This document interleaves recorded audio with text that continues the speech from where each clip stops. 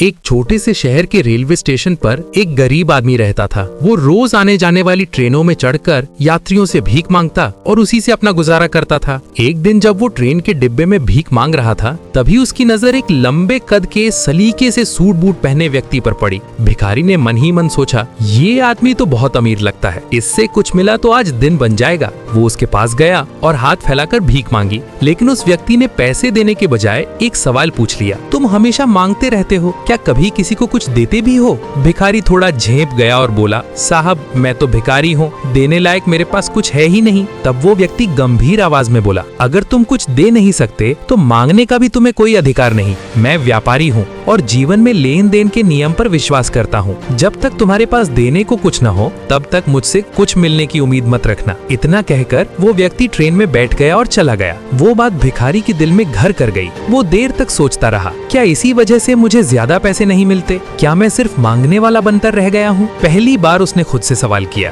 क्या मैं सच में कुछ भी नहीं दे सकता? काफी सोच विचार के बाद उसने एक फैसला किया, अब जो भी मुझे भीख देगा उसके बदले मैं भी कुछ न कुछ जरूर दूंगा। 2 दिन तक वो सोचता रहा पर कोई जवाब नहीं मिला। तीसरे दिन स्टेशन के पास बैठे बैठे उसकी नजर आसपास खिले फूलों पर पड़ी। तभी उसके चेहरे पर हल्की सी मुस्कान आ गई। पैसे तो नहीं है, लेकिन ये फूल तो मैं दे सकता हूँ। उसने कुछ फूल तोड़े और अगली ट्रेन में चढ़ गया। अब जब भी कोई उसे पैसे देता, वो बदले में एक फूल जरूर देता। लोग हैरान भी होते, खुश भी। कई लोग मुस्कुराकर फूल अपने पास रख लेते। कुछ ही दिनों में उसने महसूस किया, अब लोग उसे पहले से ज्यादा पैसे देने लगे थे। जब तक उसके पास फूल होते, तब तक लोग खुशी खुशी उसे देते, और जैसे ही फूल खत्म होते, पैसे भी बंद हो जाते। अब उसे समझ आने लगा था, लोग भीख नहीं दे रहे थे, वे कुछ खरीद रहे थे। एक दिन उसी ट्रेन में उसे फिर वही सूट बूट वाला व्यक्ति दिखाई दिया। भिखारी तुरंत उसके पास पहुंचा और बोला, आज मेरे पास आपको देने के लिए कुछ है, अगर आप मुझे कुछ देंगे तो बदले में मैं आपको फूल दूंगा। व्यक्ति मुस्कुराया, पैसे दिए और फूल ले लिए। फिर बोला, वाह,